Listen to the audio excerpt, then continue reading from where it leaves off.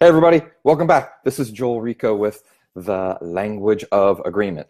And every week I spend 5 or 10 minutes giving you some tip or tool or trick that's gonna, hopefully make a difference in your world. So this week I wanted to take on, what is it that has people want to talk to you, and what is it that has people not want to talk to you? So, anytime any one of us has made, lead generation calls. If you're in sales, right? Sales is a lead generation business. So if you're in sales, one of your number one priorities is lead generation, talking to new people. One of my coaches early on said, what's a bigger number, the people that you know or the people that you don't know? Well, the people that you don't know. So in order to fulfill your goals, you got to reach into the people that you don't know. So those are all new introductions.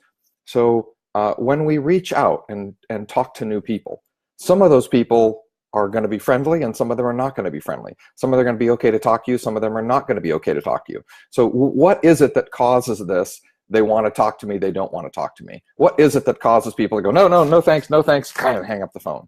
Like if you're in this business for a while, that's happened to everybody. Like everybody in this business has gotten hung up on at some point.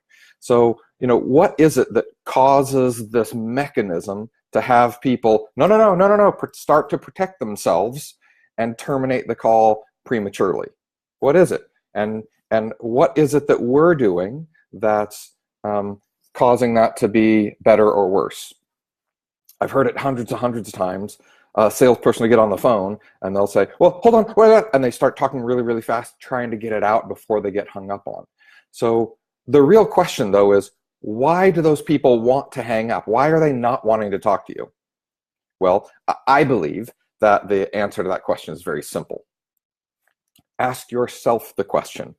When you get a solicitation call, when you get a sales call from somebody, right? We all get those. I get them every day.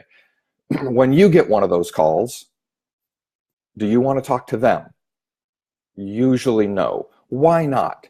So what is it about this solicitation call that has you not want to speak to them?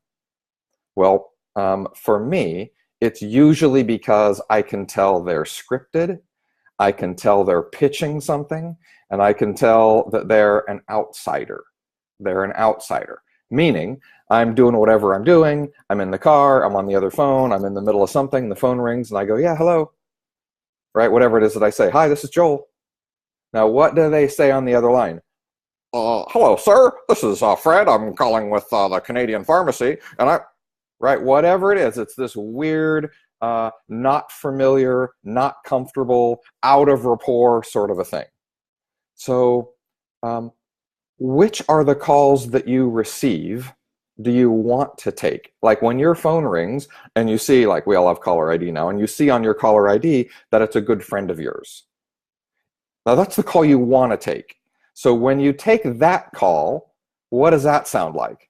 You go, hey man, what's going on? And they go, hey man, I was just thinking about you. We're going to go to the movies tonight and do some barbecue. You want to come along? Yeah, that sounds good. So notice that these are all in rapport. I'm speaking their language. They're speaking my language, right? We've had a long time to develop this whole relationship, this whole friendship, where we've developed this sense of rapport, and now we're comfortable together.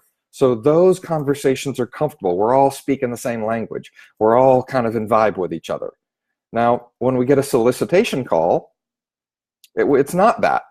It's, hello, sir. This is Shani, and I'm calling on her. And it's some foreign thing. It's a weird accent. It's a weird pitch. It's a long pause before they pick up. It's somebody reading a script. It's whatever it is. Even if I end up wanting what they have, it's so different that it's hard to let it in. So how do we capitalize on this? Well, the easiest thing is to create rapport. By the way, if you haven't read it, there's a really great book called Instant Rapport by Michael Brooks. It's a little paperback. I can't recommend it strongly enough. Go read Instant Rapport.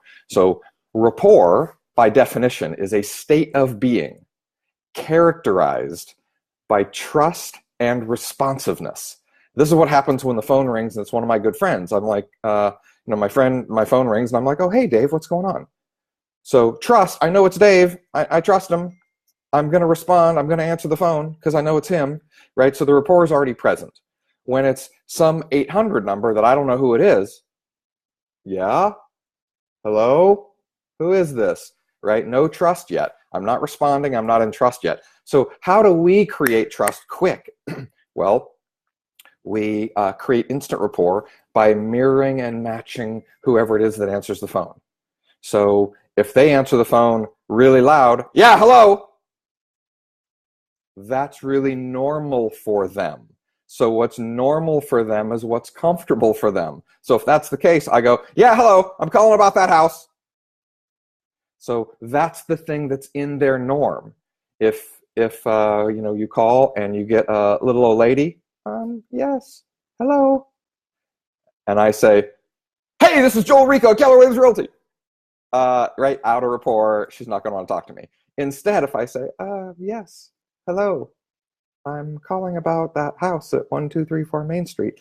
Right now I'm in rapport, I'm speaking their language. They're going to want to speak to me. Why? Because I feel like friends, I feel like family, I feel like part of the tribe. So my 2 cents worth of advice for you today is to simply join their tribe, whatever that is. This really dawned on me really, really early on in my career. I was making outbound calls, and I was on the phone, and I was saying, okay, so what would be a good time for us to talk? Right, and I was really being quiet. Well, my broker at the time came over, and he said, what are you doing? Come on, man, stir it up. Let's hear some energy. Come on, be excited. And I said, I woke him up. The guy was saying, yeah, hello. And so it didn't feel appropriate for me to go, hey, I'm so excited about what's going on in the neighborhood, right? He was asleep. So instead, I just, oh yeah, well, good morning. Yeah, I didn't mean to wake you up. Right? So I just naturally fell into space with him. But I figured out that this is true for everybody. If they're asleep, if they're agitated, if they're excited, no matter what space they're in, if we enter into that space and literally speak their language, subliminally, they get the message that we are part of their tribe. It is the thing that has them want to continue the conversation, right? You're from a different tribe, right? They're loud, you're soft, they're fast, you're slow. From a different tribe, you speak a different language or language construct.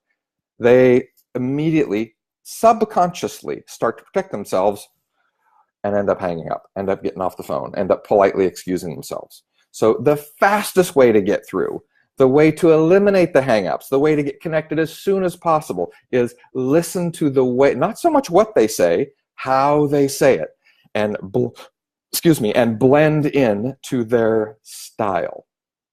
Right? That's a surefire way to get connected as quickly as possible. All right, so this was just one little teeny tiny tool and tip. I'm going to advise you to go check out our website, thelanguageofagreement.com. Our next live 12-week interactive participatory live tele-training workshop is on June 14, just a couple of weeks out.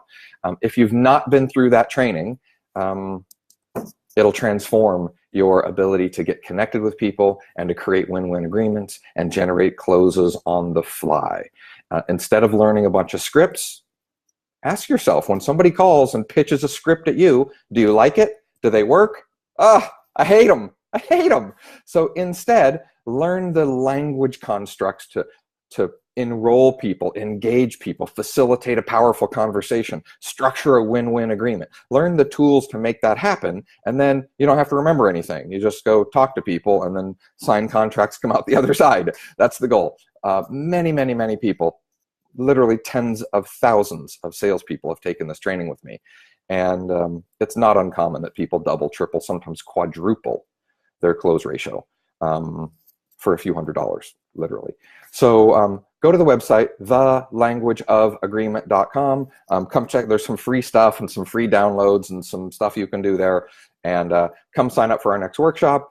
Again, June 14th, thelanguageofagreement.com. Thanks so much for tuning in. I hope this little snippet makes a difference for you. And as usual, my plan is to make a difference. My intention is to make a difference for you so you can make a difference for other people. So this week, really, do your best to go make a difference in the world and help as many people as you can. So thanks for tuning in, everybody. We'll see you next time.